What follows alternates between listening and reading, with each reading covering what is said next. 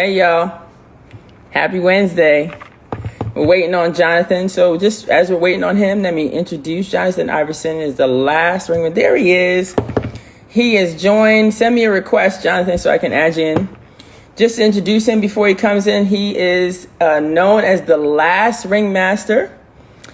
He was a part of the Boys Choir of Harlem. Yes, there we go. Let's get you in there. The youngest and the first Black Ringmaster of the Iconic Ringling Brothers in Barnum Bailey. If you've ever been to a circus, you've definitely been to that one. What's up? Keep the intro going. It's really good. Oh, it's so good to see you. It's good to see you, my love. Oh, wow. It's been forever, but I've watched you across the globe, just entertaining the entire globe with your voice and your talent. It's just an amazing thing. So before we go anywhere, let me introduce you formally. Okay. So this is Johnathan Iverson. He is the last ringmaster. He was the youngest and first Black ringmaster of the Iconic Ringling Brothers in Barnum Bailey, which he served until his closing in 2017, making him the last ringmaster in a 146-year history of the greatest show on earth. He is renowned for his powerful voice, and I can vouch for that, and superstar presence as well. He's worked with people and there's a list of people he's worked with, like Lena Horne, Ray Charles, Stevie Wonders, but I'm going to say one person which is connecting back to Portland, and that's James DePriest. Yes. So he lived here forever and was a big part of Portland history here, especially as a Black a musician. And so when I saw it, I didn't even know that, John, that you were connected with James DePriest. I thought that is just amazing, because some of the kids in our area were connected to him. So welcome. Thank you for being with us. How are you? I'm blessed. I'm really I'm so excited about this. First and foremost, to see you. I know you've been, your brand is out there, be tall. You've always been a tall drink of water with them dimples. That's me. No, it's been wonderful, and I mean, just to know that you're building such a platform, and you have a platform where you're really evoking this extraordinary message of yours is like out of sight, and I love it. I'm a big fan of, look, you know me, I love the ladies, and I'm a big fan. I'm a huge fan, especially Black women getting out there and sharing your wisdom, sharing your talents. Because it's so deep, it's so wonderful, it's great to show others, just to, really connect and tell the, fantastic particulars of your own story. Yeah. I'm very proud of you, and I'm really honored that you thought of little old me. Oh, thank you. Well, I've first, been in retirement for 3 years. I can't believe you're retired. That's crazy. So let me tell you a little bit about self-enhancement. And I know you've been connecting with Kristen a little bit, but we service over 16,000 Black youth and families across the Portland metro area. And it's a multi-service agency. And in this moment, we really want to highlight people like yourself who have done incredible things that look like them, and give them just a look in this time, this crazy time of this pandemic. Give them an opportunity to think about, how could I recreate myself, or think about all my talents and put it somewhere? So before we even dive into that, tell me how you and your family are doing with this pandemic. We're good. First and foremost, it always helps if you like the people you live with. So we love each other very much. We're very used to being, let's say, contained with each other. When we were on Ringling Brothers, right? We used to travel by rail car. So we lived on the world's largest privately owned train. So we had an apartment on this train. So it's like a New York studio on the rails. So we were used to being cooped up with each other for 2-3 days at a time, traveling from one city to the next. So, me and my wife laugh about it. It's like, okay, our thing, we've been well practiced. My mother, fortunately, that's really the gift. We're in Florida, so she actually came from New York to Florida in the beginning of March. Good. Right before everything took off, before we knew anything. And so she's been Good. down here. And so as a senior citizen, that really just relieves us, so she doesn't have to, we don't have to worry about her in New York. Right. But her being here, the family being together, it's really, I mean, it's wonderful. And my kids, you know, they're not jerks. So right. It helps. It helps. And I like my wife. So, you know, being cooped up with them is probably, I wouldn't want to be anywhere else. Yeah, that's a good thing. That's a great thing. So as the last ringmaster and the first Black Ringmaster, so I'm going to say, I know you gave me some kudos, but super proud of you, man. I mean, that the circus is something, as a little brown girl, you go and it's just a bunch of white faces in front of you entertaining you, right? And then all of a sudden you get announced as the first Black Ringmaster. And so just super proud of you. But talk to our youth about that whole journey, and that's a different job, right? That's not things that Black people think about. No, like that you know, whole thing. Well, you know, the thing I always discover, and I discovered it when I was in the circus as well, is you dig deep enough, we're always somewhere. Right. We're in everything. That's true. That's so true. I always remind our youth, and I'm unapologetic about it, we began civilization. That's right. We began it all. And there is no culture on the face of the earth that is not influenced by us. That's just a historical fact, no matter what they try to tell you. That's right. Fact. Let them dig, you know, because it took me years. You remember when we used to go to the Museum of Natural History? You remember that big old bust of that Aztec warrior, and you see the big old nose, and it just was nothing to me until somebody said, silly, you know, I went to Mexico and I saw these pyramids, and I'm thinking, wow, that's odd. Their stories were similar, and I'm going, ain't this a nonsense? Yeah, so we're everywhere. So same thing with the circus. You know, a lot of people, of course, Ringmaster was very significant because, you know, the Ringmaster is thought of as the boss, the authority, right? But, you know, before me, there was this gorgeous act called Satin. These two dynamic sisters who basically, I think they were dancers first on the show. Okay. And they built their bodies up and they created this aerial act. They were a duo act. There was the King Charles Troupe, who actually was the longest running, I would say the longest running act in the history of Ringling Brothers and Barnum Bailey, 50 years. They came out of the South Bronx. So they were these guys on unicycles playing basketball. And I mean, it was a hit. They've gone all over the world. They just got inducted into the Circus Ring of Fame.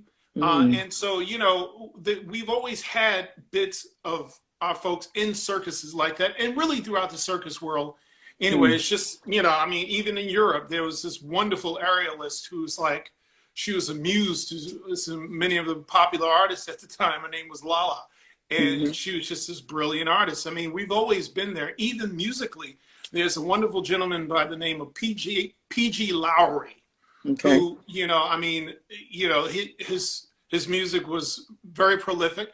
He was one of the top musicians at the time. This was many decades ago.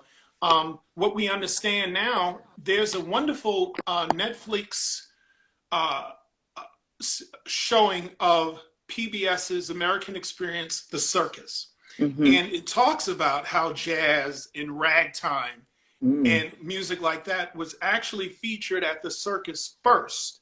Wow. Spreading it to different corners of America before, you know, it became mainstream. So it was a lot of great Black musicians back then. So we've always been in there. But I think the significance, obviously, of having me there being the voice, right? Because the ringmaster, nothing happens until he says so. Right. So that's a powerful thing, position to be in, you know, and I remind some people if they, you know, got out of hand every now and then, look, you can disappear. Right. I'm still the ringmaster. Yeah, you know, right. And, you know, for me personally, it was such a glorious detour, you know, I mean, I was, you know, I was singing, I was set to go to the Met, you know, that was the destiny, right? And, what do you do when history approaches you, you know, and an opportunity like that presents itself? I was like, wow, I had to take it. And I was just going to do it for a couple of years, you know, just have something nice to write in a journal or, you know, have a story, you know, at the dinner table. But it turned into 18 years, a wife and 2 kids later. So it really was, and it's just a part of me now. You know, we have a saying in circus: once the sawdust is in your blood, you're never the same. And it's its own fascinating culture because you're dealing with all of these different types of people. Yeah. And I was very blessed to grow up in New York City, to, you know, have the privilege of going to LaGuardia High School of Music and Art and Performing Arts, like you, and to be in the Boys Choir of Harlem, where I got to travel. And we, you know, being around different types of people, being able to code switch, all those things weren't a shock to me. You know, that was the easiest thing to adjust to when I got there. You know, it wasn't like it was the first time I ever traveled or saw people who were different than me. But I did learn, and I realized in many respects, I was a cultural shock to many other people. To others. The fact, you know, the fact of the matter is, I think the boldest thing we can do as Black people is hold fast to our own personal narratives. That's right. Because the world gets this polluted, diluted, corrupted narrative of who we are constantly, 24 hours, 7 days a week. So when people would meet me, it was almost, you know, it was like, you know, they would have these looks of wonder on their face. Like, oh, you talk. You talk well. Yeah, and I'm smarter than you. And it's like, it's like, I mean, and quite frankly, I always tell people, and I tell kids to be unapologetically who you are. I'm unapologetically Black. And I don't, you know, I don't shift and, you know, I don't scratch where it don't itch. I'm just not that guy, you know, because, you know, we don't know how much time we got here. You need to live as free as you can. That's right. And I always, you know, one of the things I learned, you know, just being in that culture, it was really fascinating. I mean, because circus people are really incredible in that I think as a society, they figured out how people actually can get along. I mean, I was dealing with a real deep diversity of people. Not just in skill, not just in nationality and culture, but even just the way folks would think and how they would behave and all of those things. And yet somehow we manage to come together night in and night out without killing each other. And that's because the show was really the center of it all. Like you grow up really fast because I learned, wow, I can actually live with somebody I don't like, but I can actually appreciate their brilliance here because it adds to the collective. So that was it was an interesting way of looking at life, and it's actually helped me in other things as well. You know, because you have to broaden yourself. You just can't you can't allow, I guess, the madness that you do receive constantly as a Black person to stay with you. It could kill you. You know, it really could do you. It could do wonders to you that aren't good. Yeah, so true. And I think it's all the things that you're saying about just the adjusting and moving through and the wonderment of looking at a Black person. You know, what I'm experiencing right now is interesting. When I go to the grocery store, there's a new wonderment, right? Because we're being attacked by this disease more than some of the other groups. And so now for me, the new wonderment is I feel like people are looking at me as if I'm the problem. So you know, like from another standpoint, has that been your experience? Like, what do you feel about that? You know what's funny? I think you would know this too, because you're striking anyway, wherever you go. Thank you. Right. So when you're in that echelon of height, right? Yeah. You're always going to be a spectacle, so to speak. Yeah, I was walking down. I live in this interesting neighborhood. We're very fortunate. So I live in this neighborhood where we're enclosed has enough land where I could go out for a nice long walk and not even see anybody. Right. But you know, the other day it was so funny. I was walking. These guys are looking at me. These white guys are looking at me. Like, wow, I thought you were Shaquille O'Neal. Really? Now, what's funny? Now I laugh because what's funny. He does live somewhere around there.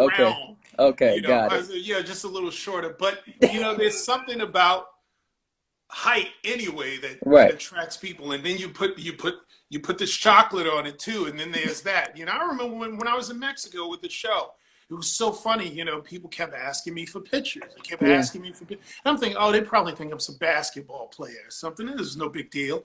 And I kept taking, I mean, I'd be on the street, just walking down the street, and people were asking me for pictures. And it was fun. I understood. I mean, like, how many times do you see somebody like me where you're at? I get it. Right. Same thing happened to us when I was young and I went to Japan with the boys choir. I mean, you know, we would just attract crowds of people, and you understand it. But it was funny when there was an older gentleman who used to work with us on our crew. He was short, portly, or whatever. Same thing was happening to him. So I think we're always this kind of attraction anyway. Yeah. And I think we do instinctively have a guard up, right? Because we don't know what it's about. Are we being fetishized? Are we being feared? Are people just curious? Right. You know, it's always one of the three. You know, yeah. And so it's like we're almost used to having this target. I don't think anybody's looked at me in that sense, because I'm always actually, if I'm outside like that, I'm usually running or jogging or whatever. So nobody's really looking at me like that. But I hearing that from you, it's not a surprise. It's not a surprise. And I'm sure there are plenty of other Black folks all over the place experiencing the same thing. We've heard about there are communities in China where there's a high population of Africans who are being discriminated against. And I'm sure, there are things we're not even hearing about. I think one of the dangers in pandemics like this and situations like this is somehow, some way, it always comes back to somehow, some way they got to frame it. We've got to be the face of it.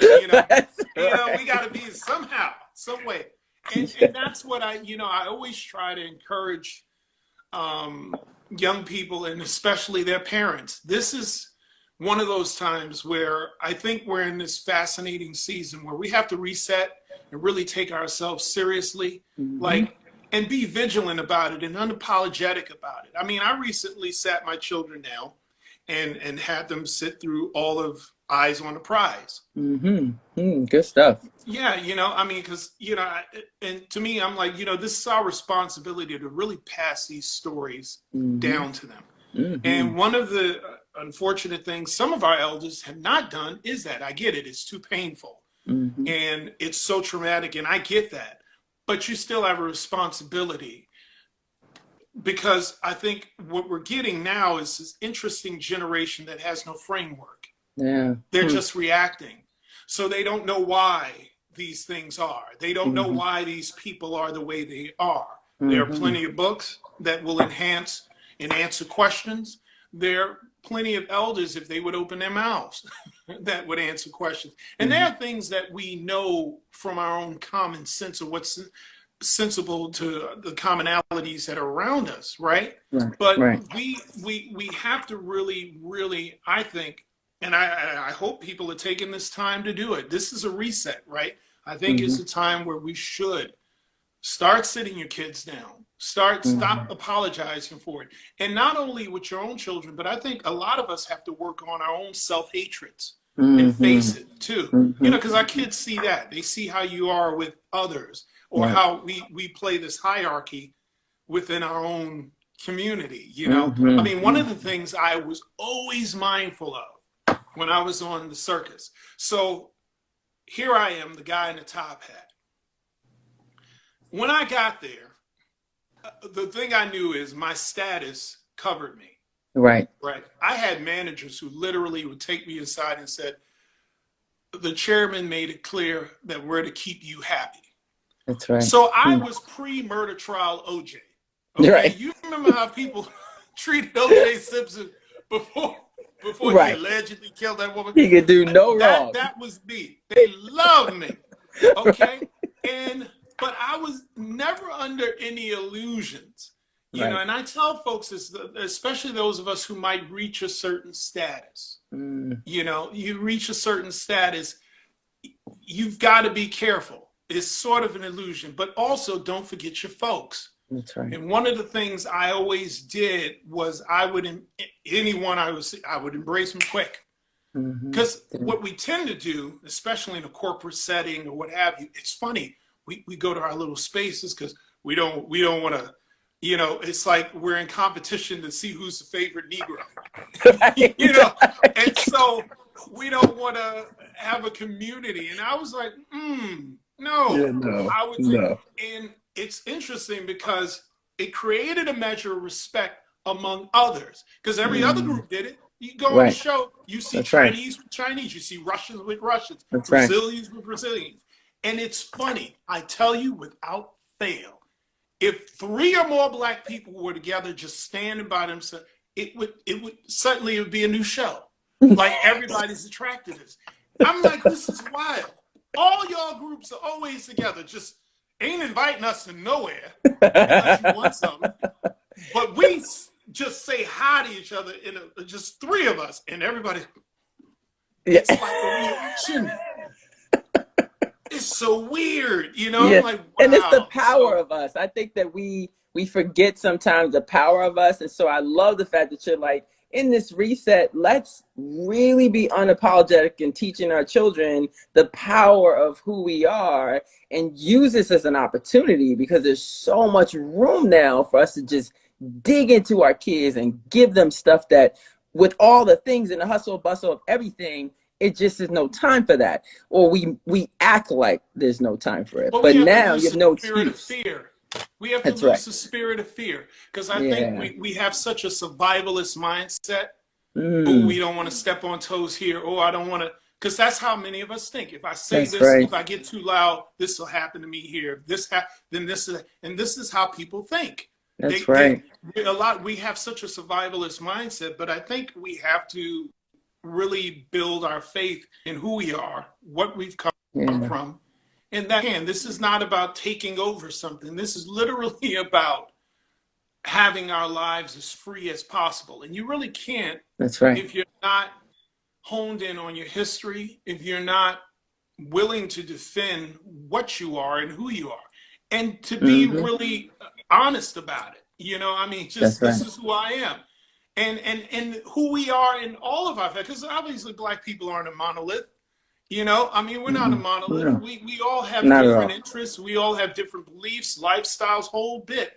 But we do have this common thing we have to deal with. You know, and I think from that perspective, we have to always have that in mind. And I get it. It's exhausting.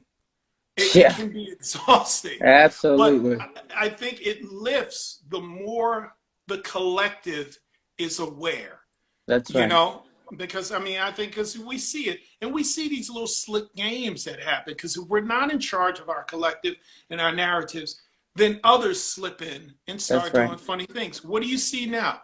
It turn on any commercial, and I know I'm not crazy, but now you got all these interracial couples, the black woman over here and some white guy. I'm going, who are we kidding here? Now, you know good well, if that hit show, what, Scandal? Had nothing, who was that?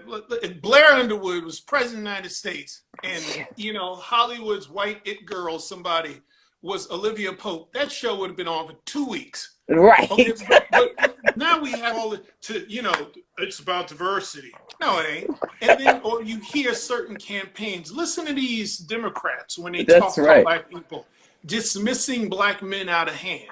That's right. You know, black women have been the backbone. We have never done anything that hasn't been a collective. That's right. Because we ain't that big. That's right. That's so true. So true. So we have to always be, it's like we're fighting this constant, you know, consciousness. You have to constantly be awake and see the games that are played. There is a purpose. There is a reason why I think personally, I mean, we can go deep and deeper. I can scare folks, but I personally truly believe the second we recognize, look, I mean, it comes back down to our resources, right? That's right. That's right. We set the trends. We start the stuff up. This is not being, it's just the truth. That's right. If Africa closed its borders, everybody goes out of business. So true. What are we talking about here? If we would actually just open our eyes and understand, we end up constantly in a zombie state. They want our genius. They want our love. They want our genius, our bodies. They want our land. They want all this stuff. They don't want us. They don't want our humanity. Then you look up and your stuff is being used over here and over there, and you're just shocked. That's so true. You're giving out tickets to the barbecue for that one little white kid who can dance like that kid who's been doing it like forever. That's you know right. what I mean? Like, yes. And we don't even value our own magic enough. You know, I mean, it's crazy because you'll see this weird kind of competition. We don't need to compete with each other. We got enough magic in our amongst each other to, okay, fine, you did that. That is the quote of the year. I love it. We don't need to compete. We got enough magic amongst us. There's no competition here. I love it. Absolutely.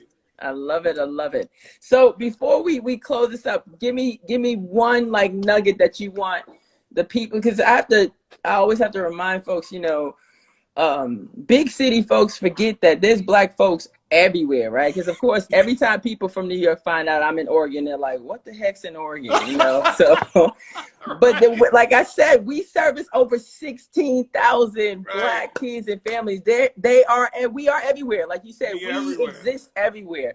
But tell me something from your standpoint. You've been around the world. Yeah. Give me like one thing from your heart to theirs that you want them to know. You know what? Dare to get out and stretch yourself. So whatever that thing is in you, and everybody's got it. Everybody's got it. And we know that kid who they'll retract themselves just to fit in. Yep. I'm telling you, go be odd. That thing that's ticking in you, James Baldwin said, you know, go the way your blood beats. That's what I tell people all the time. Go the way your blood beats. Love it. And God, nature is always calling you to your authentic self. And so it takes courage to do it because everybody's in some kind of particular situation. Many people are amongst a lot of dream killers, especially in their families, especially if you come from a place where mediocrity is just the height of where people go. They don't know any better. So I urge kids as much as I can, and it's hard. You know, it's different for me. I was very blessed. I had a mother who went with every dream I had. And so I was blessed like that. Not everybody has that, you know, and I really encourage you, whoever you are. And I've run into tons of kids who they come up to me after I've had talks at their schools and they say the same thing. I want to really do this. But my parents are like, well, I want to really do, but nobody's ever. Or they come to my show. I had a teacher come to me. She said, I literally brought my classroom here to see you because I knew from where they came that it just isn't even a concept. She heard things like, oh, my God, he's Black. That's right. He's from Harlem. I can get out. This is what this girl said. He's from Harlem. Man, so that means I can get out. I mean, they were just stunned. And I'm going, man. So the thing I say to every young person out there is go out. Seek out as much knowledge and wisdom as you can. If you have to spend everything you got, do it. That's right. Seek it out yourself. Be the way you get on Facebook and all these social media things that aren't feeding you anything. Do that with knowledge. Find you books. And believe me, there are mentors out there who would love to embrace you. And you will be shocked. Your mentors may not even be who you think. Yeah. You will be shocked. Don't think. You'll be shocked who would aid you. But get out there and search. There's something special about you. There's something wonderful and the world actually needs. I want you to, first it has to start with that thinking. And I literally had that drummed into me when I was a kid.